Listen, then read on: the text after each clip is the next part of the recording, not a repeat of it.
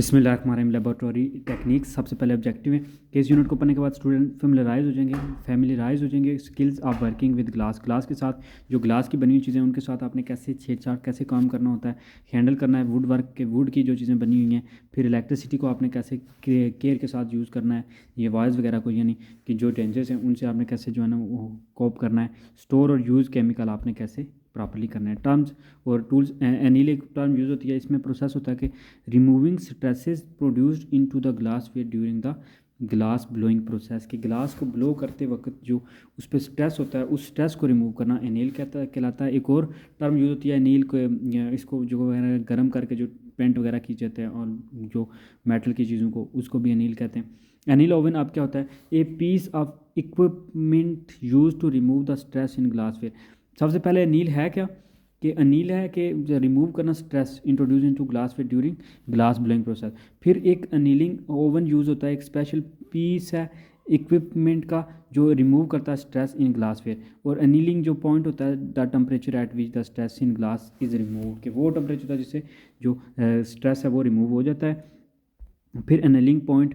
कि वो टेम्परेचर जिस पर रिमूव हो जाता है different for each type of glass, her glass के लिए डिफरेंस है, उसको यून मैक्सिमम जो होता है या जिस पे वो इजीली बेंड हो जाता है उसको कहते हैं एनीलिंग पॉइंट। फिर ब्लो हाउस असेंबली है कि this this tool is use to blow air through the tree to shape the glass, ताकि ग्लास को एक शेप देने के लिए जो उसमें से एयर वगैरह ब्लो की जाती है इसको कहते हैं ब्लो हाउस असेंबली। ताकि जो है ना उसको mouth piece at one and a swivel at the other, तो एक पे माउथ पीस होता है दूसरे पे, यानी ये डिवाइस होती है जो अलाउ करती है रोटेशन ऑफ ग्लास। और ब्लोन के जब उसके अंदर ब्लो किया जाता है तो वो फिर उसको टर्बाइन ट्यूबिंग वगैरह असेंबली में उसको चेंज कर देता है। फिर बोरोसिलिकेट ग्लास है, इस टाइप का जो ग्लास होता है वो मोस्टली कॉमन यूज़ किया जाता है इन लेबोरेटरी। इट इज़ जो है ना हीट रेजिस्टेंस ग्लास होता है, हीट रेजिस्टेंस ग्लास होता है जिसमें 5% जो है ना बोरिक ऑक्साइड होता है in addition to outstanding resistance to heat and thermal shock. तो ये इसकी एडिशन जो आउटस्टैंडिंग रेजिस्टेंस होती है हीट और थर्मल शॉक के लिए जो बोरोसिलिकेट ग्लासेस है, इनको are known for chemical durability and low coefficient of thermal expansion. Number उसके बाद आते हैं जी बर्नर्स। अब बर्नर्स जो होते हैं वो डिवाइसेस होती हैं usually designate for design for stationary use at the bench और लेथी। तो ये बेंच वगैरह पे यूज़ किए जाते हैं। इनका काम जो होता है वो होते हैं moved in to and around the flame, कि ये फ्लेम को मूव करती हैं और उसको वर्क विद इज़ मूव करती हैं। The flame size is determined by valve that adjust the flow and mix of fuel gas and oxygen. तो इनका साइज़ उस चीज़ पे डिपेंड करता है कि किस हाफ में जो है ना वो किस वाल में एडजस्ट किया जाता है flow of mix fuel and gas का। तो ये बर्नर यानी वो इसमें जो है ना गैस वगैरह का मिक्सचर होता है उनकी हेल्प से कंट्रोल किया जाता है। फिर कैलिपर्स हैं, कैलिपर्स डायामीटर वगैरह को जो है ना वो मेजर करने में यूज़ होते हैं, जैसे कि ट्यूब वगैरह का, रॉड वगैरह का या वॉल ऑफ थिकनेस, इनकी जो है ना वो डायामीटर निकालने के लिए कैलिपर्स यूज़ करते हैं। कार्स जो होते हैं फिक्स साइज स्टॉपर्स होते हैं, बिल्कुल लकड़ी के जो है ना वो जिस तरह इस तरह के बने होते हैं। बोतल की जो है ना वो एज अ लिड भी इनको यूज़ किया जाता है। They are typically made of natural cork और रबर, ये नेचुरल कॉर्क के बने होते हैं, रबर भी नेचुरल कॉर्क यानी लकड़ी के। कटिंग टूल, कुछ चीज़ें जो कट करने के लिए यूज़ होती हैं ताकि जो है ना इंस्ट्रूमेंट यूज़ होते हैं। तो scratch the surface of glass tubing और रॉड वगैरह के, जैसे कि टंगस्टन कार्बाइड जो नाइफ वगैरह हैं यूज़ किए जाते हैं specially cutting tool as a diamond scribe, कि एक hand held tool with a diamond point use to make a permanent mark on glass, ताकि परमानेंट मार्क बनाने के लिए एक डायमंड स्क्राइब यूज़ किया जाता है। फिर डायडिमम आई ग्लासेस यूज़ किए जाते हैं।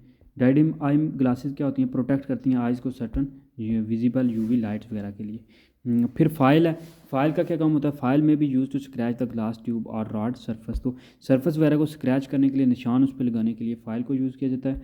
देन है जी fire polishing, the process of using flame to smooth the ends of glass tubing और रॉड। तो फायर पॉलिशिंग ये ऐसी चीज़ है, फायर की मदद से जो एंड से स्मूथ बनाया जाता है किसी ट्यूब को या रॉड को, इसको फायर पॉलिशिंग कहते हैं। फ्लिंट लाइटर, एक hand held tool use to create a spark when igniting a torch और बर्नर। तो जब एक टॉर्च या बर्नर को आप इग्नाइट करते हैं तो उसके ऊपर आप किस चीज़ को रख के हैंड हेल्ड टूल को, तो वो स्पार्क क्रिएट होता है उसमें से।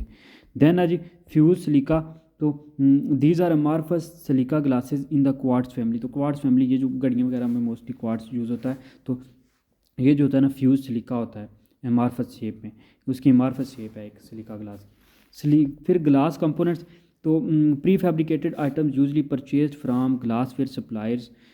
इसमें एग्जांपल इंक्लूड है O ring connectors, joints and stopcocks. तो स्टॉप कॉक्स वगैरह जो है ना वो इसमें यूज़ होते हैं।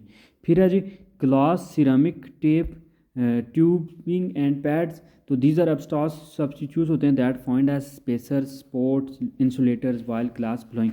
तो ये जो है ना सिरामिक्स वगैरह, टेप वगैरह, इस तरह की चीज़ें जो है वो एज अ एब्स्टॉस सब्सटीट्यूट होते हैं और वो फाइंड होते हैं एज स्पेसर्स वगैरह के तौर पे।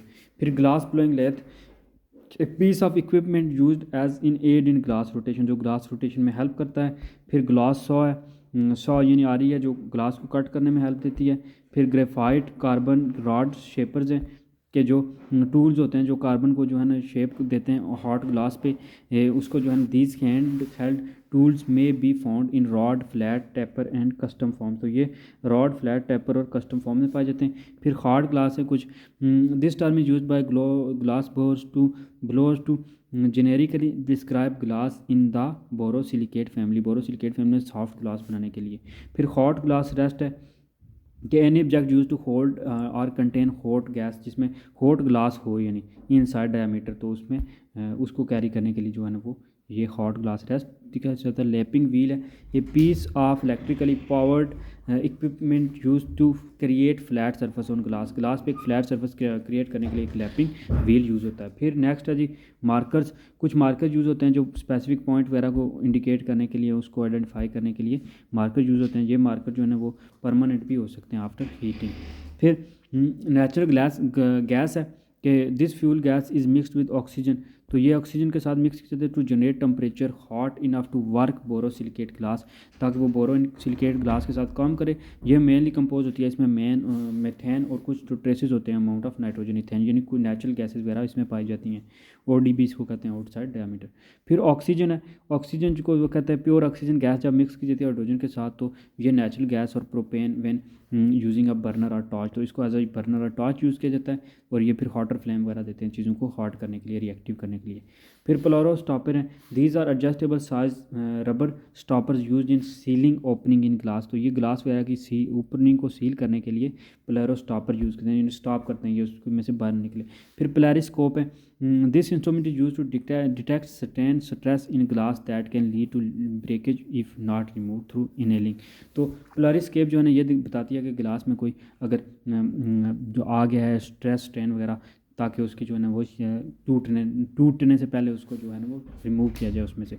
फिर प्रोपेन है, प्रोपेन गैस आती है जो मिक्स की जाती है हाइड्रोजन के ऑक्सीजन के साथ, ताकि टेम्परेचर वगैरह जो है ना जनरेट किया जाए hot to work borosilicate glass. फिर क्वार्ट्स है, क्वार्ट्स में वो वही फैमिली सिलिका की है, इसमें जो है ना सेमी कंडक्टर होते हैं, इंडस्ट्री हाई टेम्परेचर एप्लीकेशन के लिए यूज़ होता है जो है ना spectroscopy at wavelength where borosilicate glass might cause interference. फिर रेगुलेटर्स हैं जो रेगुलेट करते हैं टेम्परेचर वगैरह को, प्रेशर को, डिवाइस इंस्टॉल की जाती हैं ताकि जो है वो glass blowing tool such as torches वगैरह, जो गैस मैनिफोल्ड, डिलीवरी लाइन वगैरह या compressed gas cylinder supply to gases to them, तो ये रेगुलेट करते हैं चीज़ों को। फिर स्टैंड एंड क्लम्प यूज़ होते हैं कि स्टैंड कुछ होते हैं ताकि चीज़ों को उनके ऊपर रखने के लिए लेबॉर्ट्री में एयरिंग स्टैंड जो है ना कॉमनली यूज़ किया जाता है, ताकि स्टैंड के adjustable clamp to hold glass ware stationary, ताकि ग्लास वेयर जो होते हैं ग्लास की चीज़ें होती हैं उनको सीधा स्टेशनरी रखा जाए। फिर जो ना क्लम्प फिंगर्स होते हैं, पूरा जो ना हाथ की तरह एक फिंगर बना होता है बिल्कुल पंजा सा, वो प्रोटेक्ट करता है from direct flame of your torch. तो आप उसमें से जो है ना वो उसके में पकड़ते हैं जैसे हाथ में पकड़ी हुई को ट्यूब। फिर रोटेट है, तो कुछ रोटेट के लिए जो है ना वो process of continue turning glass tubing और rod when it is in the soften और इन आ सॉफ्टन स्टेट। तो रोटेशन जो है ना वो इंश्योर करती है कि तमाम जो मिक्सचर वगैरह हैं किसी ग्लास में या किसी ट्यूब में वो प्रॉपरली मिक्स हो जाए, रोटेशन जो होती है रोटेटर। सॉफ्ट ग्लास यूज़ होता है, सॉफ्ट ग्लास जो है ना वो mostly in the soda lime family and typically contain about 71 to 75% इसका 75% सिलिका होता है, 12 to 16% सोडा और 10 to 15% लाइम और कलरिंग एजेंट्स होते हैं।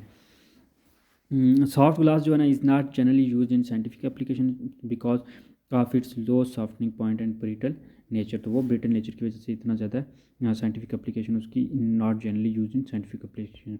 फिर सॉफ्टनिंग पॉइंट होता है कि टेम्परेचर जो वो टेम्परेचर जिस पे at which glass will sag under its own wait under certain condition, के वो सैग बन जाता है अंडर अपनी ही कंडीशन में कि टेम्परेचर पे, उसको सॉफ्टनिंग पॉइंट कहता है, जिस पर वो सॉफ्ट यूनी हो जाता है। फिर स्ट्रेस और स्ट्रेन है कि टेंशन जो काज होती है develop during the heating and cooling stages of glass blowing process के, उस पर जो स्ट्रेस और स्ट्रेन जो स्ट्रेस वगैरह उस पर टेंशन वगैरह एक ग्लास में क्रिएट होती है, उसको स्ट्रेस और स्ट्रेन कहते हैं। थर्मल शॉक है, हीट की वजह से जो शॉक वगैरह सरफेस जो है ना वो क्रैक वगैरह पड़ जाते हैं, उनको थर्मल शॉक कहते हैं। जैसे हार्ड सी किसी भी आप जो है ना ग्लास को, किसी भी आप ट्यूब को, ब्यूरेट को आप गर्म करेंगे तो उसमें से वो तिड़कना जिसे कहते हैं उर्दू में।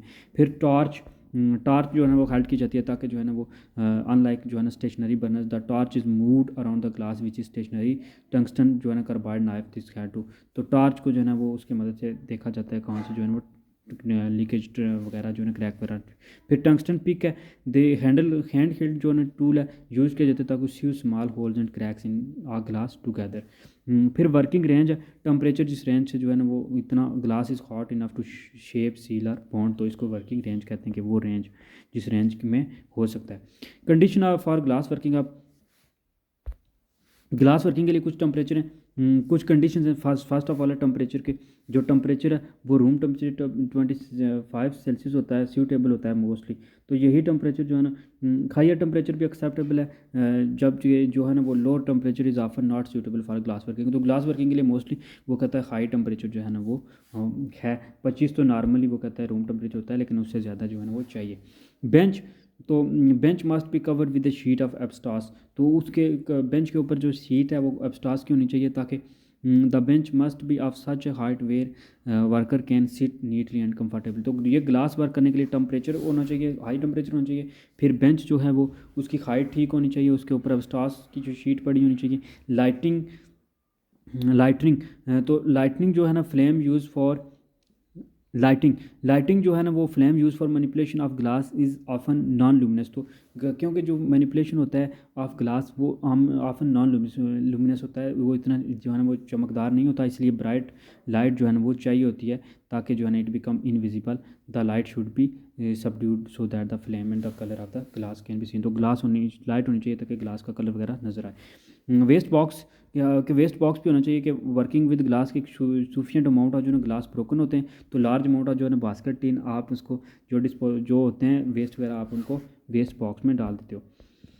अब स्किल ऑफ ग्लास वर्क क्या है, cutting and bending the glass tube. सबसे पहले तो आप शेप में देखें कैसे जो है ना वो उसमें निशान लगा रहे हैं पहले ट्रायंगुलर फाइल की मदद से, फिर उसको वो आस्ता आस्ता स्क्रैच आ गया, आस्ता आस्ता दोनों हाथों से पकड़ के आराम से बेंड कर रहे हैं और फिर आराम से उसको ब्रेक कर रहे हैं ग्लास ट्यूब को। तो ये एक कटिंग बेंडिंग है ग्लास ट्यूब की। तो पहले तो एक कट बनाएं फेल के मुताबिक जितना आपको रिक्वायर करते हैं पॉइंट के, उसको मेजर करके फिर दोनों हाथों से प्रेस करें थम्स की मदद से टुगेदर ट्यूब को अपोजिट कट में, ताकि जो है ना वो ट्यूब जो है ना ब्रोकन हो जाए बाय प्रेसिंग इट जेंटली। तो ये नीचे जो है ना ये जो बताया गया, पहले उसको कट लगाया, फिर दोनों गुट से पकड़ा और फिर यहाँ पे ब्रेक कर लिया।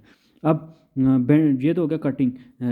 अब बेंडिंग कैसे करते हैं, तो बेंडिंग जो है ना एक 9 से 10 सेंटीमीटर आप ग्लास ट्यूब लें, आपने जितना परसेंट जो है ना वो बेंड करना है आप उसको निशान लगा लें, फिर आपको उसके स्लोली जो है ना वो रखें फ्लेम के ऊपर, लैम्प सेपरेट लैम्प के ऊपर, और उसको हॉट करें फिर आस्ता आस्ता आप उस पर थोड़ा थोड़ा एक साइड से जो है ना वो प्रेशर डालते रहें, स्ट्रेस डालते रहें, ताकि वो एंड पे जो है ना फिर एक साइड बेंड हो जाएगी। फिर दोनों हाथों से जब करेंगे, जब वो हीट पकड़ेगी, हीट करें पहले, फिर ट्यूब को सॉफ्टन जब हो जाएगी तो फिर मेकिंग करें उसको द बेंड कोप लेना, तो वो कोप लेना होकर बेंड हो जाएगी। फिर ड्राइंग आउट ए जेट, तो एक ग्लास लें and heat it length wise इसको करें, फिर एट इट्स मिडल, फिर मिडल से गर्म करें, फिर इसको रोटेट करते जाएं ताकि उसकी हर साइड से जो है ना वो उसको फ्लेम टच करे। कंटिन्यू हीटिंग जो है ना ग्लास बिकम सॉफ्ट इनफ हो जाएगा कि no put both the ends outwardly or pull them apart, तो वो फिर या उनको हॉट करें और फिर देम उनको पुल अपार्ट कर लें, तो वो देखें दरमियान में से जो है ना वो बिल्कुल हो रहे हैं। पहले तो हीट की उसने देखें पहले स्टेप में गर्म किया, दूसरे स्टेप में उसने हीटिंग एंड रोटेटिंग दरमियान से रोटेट करना शुरू कर दिया, और तीसरे में उसने जो है ना थोड़ा सा पुल अपार्ट किया, और चौथे में बिल्कुल जो है ना उनको ड्रॉपर की मदद से दोनों एंड अलग कर दिए। अब बोरिंग द रॉक, तो कार्क जो है ना वो यूज़ होता है preparation of gases and distillation process के लिए। अब टेक कार्क को इक्वल साइज़ का लें माउथ ऑफ द बोतल के माउथ के मुताबिक, फिर उसको जो है ना स्मूथली उसमें से soften it by passing it smoothly उसको जो है ना सॉफ्ट करें। देन जो है ना उसमें से कोई ट्यूब वगैरह इंटर करें, फिटेड करें और प्रॉपरली जो है ना वो इस तरह होता है ये मोस्टली के। हाँ ये देखें ये कार्क है, कार्क में देखें ये सुराख कर रहे हैं, ठीक है। तो ये फिर जो है ना इसके कुछ की पॉइंट भी दिए हुए हैं, कुछ की पॉइंट भी उसने दिए हुए हैं कि जो है ना कैसे आपने कार्क में ये सुराख कर रहा है, फिर जो है ना इसको बोतल के ऊपर लगा के इसमें से ये ऐसे जो है ना यहाँ से उसके पाइप या ट्यूब को अंदर डाल देंगे। तो अब इसके कुछ की पॉइंट है जैसे temperature, bench lighting, waste box, necessary वगैरह चीज़ें, ये चीज़ें ज़रूरी हैं, ड्राइंग वगैरह ज़रूरी है। फिर ग्लास जो है ना कैन कट विद फाइल या डायमंड नाइफ से, फिर जो है ना fire polish glass make it less hazard, तो फिर ये होल कार्क में जो है ड्रॉन किया जाता है कार्क पाउडर की मदद से। सेल्फ असेसमेंट में यही आता है कि आपने कौन से टूल्स नेसेसरी हैं ग्लास वर्क के लिए, वाई जो है ना glass tubing is needed to be bended और right one use for each. Next है जी वर्किंग विद वुड टूल्स। अब पहले जो हम थे ना ग्लास टूल्स के वर्क पढ़ रहे थे कि कैसे उनको हमने यूज़ करना है, कैसे उनका टूल्स का इस्तेमाल करना है, कैसे उन्हें कट करना है, कैसे उन्हें बेंड करना है। तो ये सारा हम प्रोसेस पा रहे थे।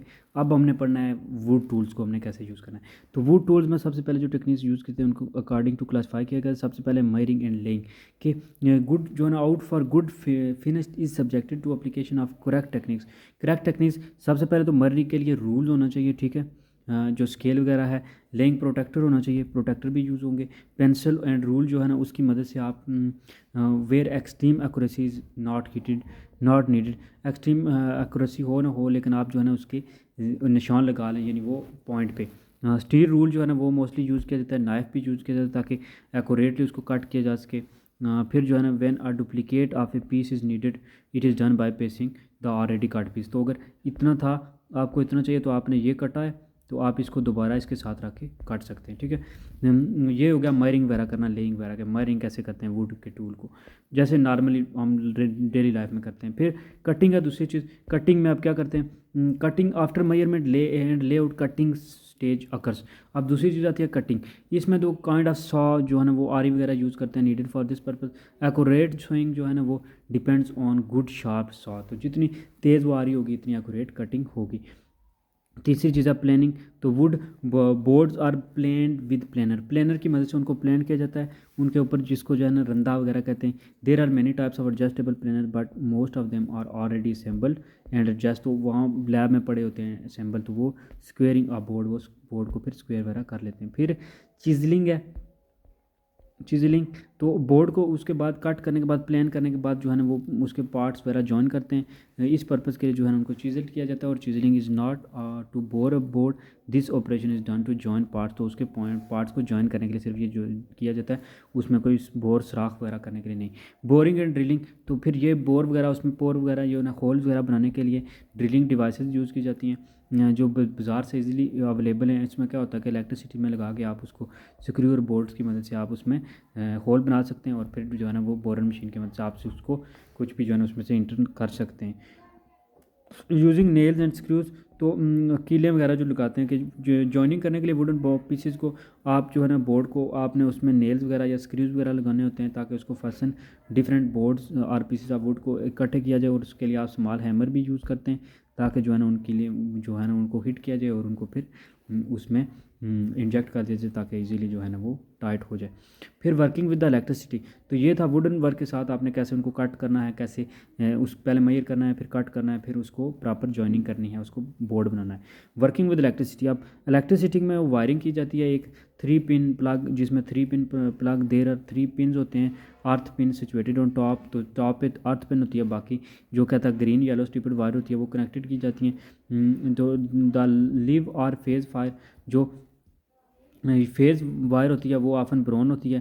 हैंड पिन होती है और फ्यूज़ कनेक्टेड किया जाता है इन वायर से ताकि जो है ना वो उसमें से इलेक्ट्रिसिटी को पास किया जाए। फिर वो एक कलर बता रहा है डिफरेंट कलर के, उसके रेड को भी मोस्टली जो है ना लोग रेड और ब्लैक डालते हैं। फिर रीन्यूइंग ऑफ फ्यूज़, तो रीन्यू आप कैसे फ्यूज़ को करते हैं, before replacing A fuse in any electrical instrument the electric current should be turn off. सबसे पहले आप इलेक्ट्रिक करंट को टर्न ऑफ करें, फिर जो है ना and the appliances should be disconnected from the supply, और जो अप्लायंसेस हैं उनको भी जब आप फ्यूज़ को रिन्यू करें तो सब यानी आप टोटल चीज़ें जो है ना उनको ऑफ करके फिर रिन्यू करें।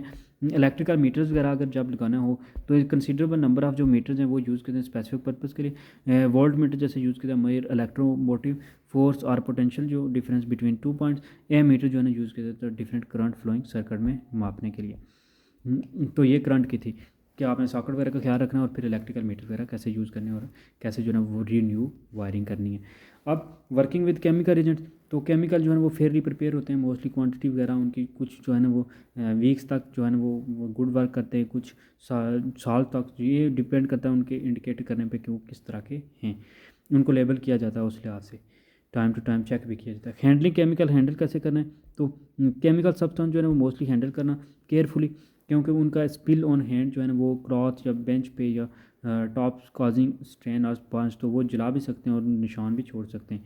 तो इसलिए मैनी एक्टिविटीज़ साइंस की लेबॉरेटरी में जो होती हैं वो इन ड्राई केमिकल यूज़ करें। फिर रिमेंबर, ये बात ज़रूर रिमेंबर करें कि जो हैं कंटामिनेटेड बाय वाटर और अदर केमिकल उनको ना छुएं, और इस तरह जो है सॉलिड कंटेनर वगैरह को क्लियरली लेबल करें कि कौन सी चीज़ कितनी डेंजरस है। टेक्निक क्या होती है पोर करने के लिए, लिक्विड वगैरह एंड ट्रांसफर लिक्विड, तो जो है उसको एक चीज़ से दूसरे में जो है ना डेल करने के लिए या दूसरे में ले जाने के लिए, तो सबसे पहले तो बोतल का लेबल चेक करें और क्रैक्ड सोल्यूशन की देखेंगे उसमें सोल्यूशन कितना है, वो क्रैक सोल्यूशन देखें, उसका स्टॉपर फिर रिमूव करें। Hold it between little finger and edge of hand, तो एज ऑफ हैंड और लिटिल फिंगर के उससे पकड़ें, ग्रैस्प करें द बोतल on the label side to ensure that no liquid is spilled over the label, तो label वाली side से उसे पकड़ें ताकि ये मेक श्योर करने के लिए ताकि जो कि उसमें से कोई भी जो है ना वो कतरा जो स्पिल्ड है वो ना गिरे लेबल पे, लेबल उसका ख़राब ना हो। फिर पोर करें सोल्यूशन को और मेक श्योर करें कि लास्ट ड्रॉप तक allowing the lip of the बोतल टू टच द कंटेनर, कि जो है ना वो आखिरी जो ड्रॉप है वो भी उसमें गिर गया कंटेनर में, रिप्लेस द स्टॉपर, और फिर स्टॉपर को रीप्लेस कर दें। Then return reagent bottle to its original place, फिर बॉटल को दोबारा जो है रीएजेंट की जगह पे रख दें ताकि और लेबल जो है उसका पढ़ के उसको करेक्ट केमिकल टेकन किया जाए। प्योरिटी ऑफ केमिकल, अब केमिकल की जो है ना वो प्योरिटी 3 ग्रेड्स में वो कहता है कि बनाई जाती है, मैन्युफैक्चरिंग 3 ग्रेड्स के। सबसे पहले कहता है those are available in very pure state are suitable for analytical work, analytical work के लिए बहुत खास वर्क के लिए जो है ना वो प्योर फॉर्म मिलती है, बाकी मोस्टली जो है ना वो specification of the label maximum limits to are possible, तो इम्प्योरिटी बाकी जो है ना उनको सिर्फ लेबल किया जाता है कि किस लिहाज से कहाँ स्कूल में कितनी चाहिए होगी या आम जो है ना वर्क के लिए कितनी चाहिए होगी। अब NLR, this grade is use in highly technical analytical work, तो NLR जो होगा वो हाईली होगा। CPR जो है ना stated minimum of purity, this grade meets the standard of purity, तो ये जो है ना एक दूसरा स्टैंडर्ड और तीसरा टेक्निकल और कमर्शियल ग्रेड जिसमें जो है ना वो लोएस्ट ग्रेड होता है और बेयर करता है no specification on the container. Number चौथे पे है जी, चौथे नंबर पे other significant letters or symbols found in the label of chemical bottle, जो कुछ हैं जो आप USP या इसके मुताबिक जो स्टैंडर्ड कुछ केमिकल्स की दी गई है कि वो कैसे जो है ना वो आपने उनको डिज़ाइन करना है कैसे। फिर मेथड्स ऑफ एक्सप्रेसिंग कंसंट्रेशन आपने कैसे जो है ना एक्सप्लेन करनी होती है, तो ये ऑल दो for most purpose the concentration of a solution must be non for secondary level work, the exact concentration में नॉट बी क्रिटिकल इंपॉर्टेंस, तो एग्जैक्ट जो कंसंट्रेशन है वो क्रिटिकल इंपॉर्टेंट नहीं है, उसकी सबसे पहले परसेंटेज कंसंट्रेशन, कि आपने परसेंटेज कितनी लेनी है उसकी, तो इसको number of weight of units of solution के साथ इसको किया जाता है, एक्सप्रेस किया जाता है। एक्वस सोल्यूशन में बताया जाता है कि लो परसेंटेज कितनी परसेंटेज होगी, यानी sufficiently accurate to use water, पानी के साथ कितना मिक्स करना है 100 ग्राम, यानी 100 मिलीलीटर ऑफ वाटर में वेट 100 ग्राम जो है ना आपने सोल्यूशन का डालना है। फिर नॉर्मलिटी, कि आपने नॉर्मली जो है ना वो नॉर्मलिटी क्या क्या कहते हैं, normal solution in is one containing 1 gram equivalent weight of solute in A litre of solution, के 1 लीटर सोल्यूशन में नॉर्मली एक जो है ना वो ग्राम डालते हैं। फिर मोलरिटी क्या होती है, molar solution is 1 containing 1 mole of the dissolve solute पर लीटर ऑफ सोल्यूशन, कि मोलरिटी होती है, नॉर्मलिटी कहती है कि 1 gram equivalent 1 litre of solution, molarity कहती है 1 मोल ऑफ, ठीक है, मोल से निकला है कि 1 मोल जो है ना जब डिसॉल्व होता है पर लीटर ऑफ सोल्यूशन के पानी के, यानी तो उसको मोलैलिटी कहते हैं उसकी। फिर preparation of stock solution from commercial, के कमर्शियल जो है ना वो concentration commercial acids and base are such as sulphuric acid, hydrochloric acid, इनको many other liquids are generally purchase in large bottle में इनको लिया जाता है। इनको फिर जो है ना स्पेसिफिक परसेंटेज के साथ मिक्स करके उनकी स्टॉक में जो है ना वो बनाई जाती है। मेकिंग स्टैंडर्ड्स, तो स्टैंडर्ड बनाया जाता है कि उनको वेज करके उन हिसाब से मिक्स किया जाता है उनकी स्मॉल अमाउंट में वाटर वगैरह के साथ, ताकि वो ज़्यादा डेंजरस भी ना हो, और डिज़ोल्व करके उनको प्रॉपर्ली यूज़ किया जाता है। फिर क्लीनिंग सोल्यूशन के स्टेन वगैरह जो इन ग्लास वेयर में होते हैं उनको रिमूव किया जाता है, ताकि क्लींजिंग सोल्यूशन के लिए, क्लींजिंग सोल्यूशन जो होते हैं पावर ऑफ सोल्यूशन होती है कि वो डिपेंड करता है ऑक्सीडाइजिंग एजेंट, और वो ग्लास वगैरह को प्रॉपर्ली क्लीन कर देता है। डिटर्जेंट सोल्यूशन को डिटर्जेंट वगैरह यूज़ किए जाते हैं, जैसे कि shake approximately 20 gram of solid detergent in A litre water, तो उसको पानी के साथ आप मिक्स करेंगे, जैसे सर्फ को हम मिक्स करते हैं, तो फिर उसको स्टॉक में ऐड करके तो वो वाटर पर जो डिटर्जेंट सोल्यूशन बना लेंगे। फिर सोडियम डाइक्रोमेट वगैरह जो है सल्फ्यूरिक एसिड में ऐड करके आप उसका सोडियम का सोल्यूशन बनाएंगे। पोटाशियम परमैंगनेट को आप डिजॉल्व करें with heating 10 gram of the solid and make them up to 1 litre with water. तो ये सारे जो है ना वो कुछ सोल्यूशन बता रहे हैं कि आप कैसे कैसे बना सकते हैं। सोल्यूशन फॉर स्ट्रेन रिमूवल, आप कुछ सोल्यूशन यूज़ होते हैं ताकि स्ट्रेन वगैरह जो हैं उनको रिमूव किया, जैसे कार्बन डिपोजिट है, use 4 gram of trisodium phosphate and 3 gram of sodium oleate in 100 millilitre. तो इसको जो है ना आप कार्बन स्ट्रेन यूज़ करने के लिए, स्ट्रेन को ख़त्म करने के लिए यूज़ करते हैं। आयोडीन वगैरह जो है इसको आप यूज़ करते हो। फिर इनडिलायबल पेंसिल वगैरह यूज़, एसीटोन वगैरह को यूज़ करते हो। आयरन स्ट्रेन को ख़त्म करने के लिए आप use dilute concentrated hypochloric acid use करते हो। Hydrochloric sulphur use ammonium sulphide solution. तो फिर कुछ इंडिकेटर्स यूज़ होते हैं जो बताते हैं कि आपको प्रॉब्लमेट है कि एसिड है या बेस है, तो इसलिए जो है ना कुछ इंडिकेटर यूज़ होते हैं, वो कलर वगैरह चेंज करते हैं, तो उसके पीएच वगैरह देखते हैं हम। कलर प्लांट जो होते हैं आप इंडिकेटर के जो कलर वगैरह को चेंज करते हैं, तो इसमें जो है ना कुछ इंडिकेटर ऐसे प्रिपेयर किए जाते हैं, पेटल्स वगैरह या लीव्स वगैरह सेम काइंड ऑफ प्लांट के, उनको स्मॉल पीसेस में कट करके उनको ग्राइंड किया जाता है मोटर में और पेस्टल की मदद से। तो इनमें 5 मिलीलीटर एथानॉल वगैरह डाल के वाटर वगैरह के साथ मिक्स करके एग्जैक्ट जो है ना उनको पिगमेंट वगैरह दे के उनका कलर बनाया जाता है एक।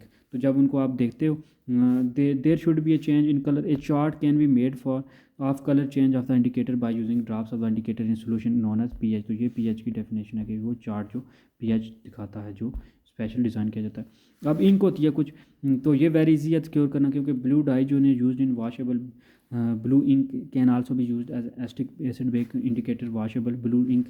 तो इनको भी यूज़ किया जाता है ताकि जो है ना वो कलर चेंज होता है वो बताता है। फिर लिटमस पेपर है, ये छोटे स्ट्रिप्स होती हैं, बिल्कुल पेपर्स होते हैं, जिस तरह शुगर चक्कर वाली स्टिप्स होती हैं, तो शीट्स होती हैं हल्की हल्की, इनको आप डिप करते हो जब किसी सोल्यूशन में, तो आपको वो कलर जो है ना वो अगर रेड में चेंज हो जाए तो वो एसिड है, और जो है ना वो अगर ब्लू वगैरह में हो जाए तो फिर आपको बेस है, और फिर इस तरह कलर वगैरह चेंज हो तो आप उसको उससे चेंज करते हो। फिर फिनाफ्थलीन है, ये इंडिकेटर यूज़ होता है जो पिंक टर्न कर देता है जो सोल्यूशन को, अगर सोल्यूशन बेसिक सोल्यूशन हो और एसिडिक हो तो उसको वो this solution is colourless in acid solution and basic solution it is turn pink. तो ये फिर इसकी कुछ करैक्टरिस्टिक्स होती हैं, ये वाटर के साथ आप मिक्स सोल्यूशन में डालते जाओगे तो आप देखोगे अल्टीमेटली जो है ना वो चेंज होता जाएगा जो कलर है।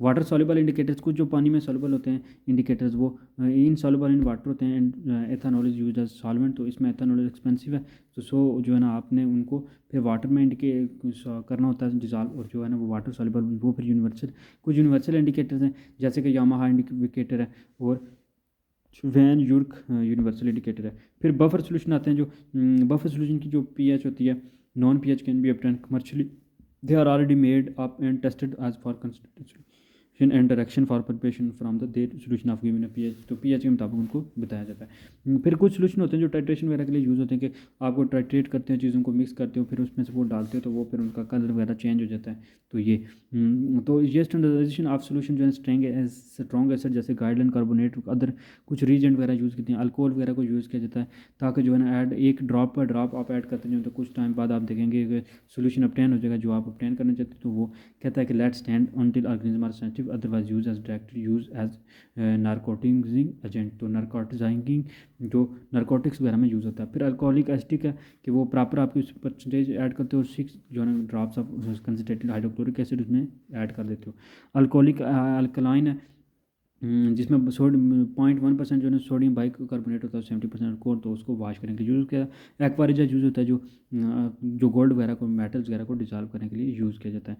बेनिडेक्स सोल्यूशन है, जो ऐड करता है heat dissolve 173 gram of sodium nitrate and 100 gram of anhydride sodium carbonate.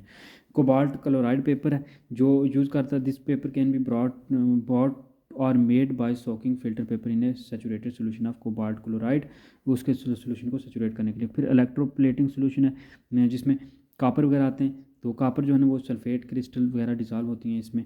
Silver है, सिल्वर में सोडियम साइनाइड वगैरह जो है ना पॉइजन है यानी वो वगैरह तैयार किए जाते हैं।